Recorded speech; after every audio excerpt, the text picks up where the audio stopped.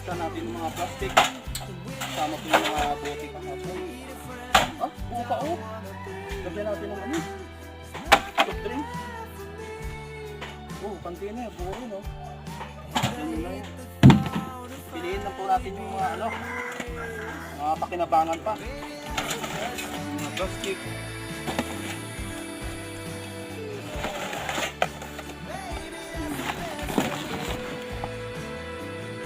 Kasama ito sa mga lata.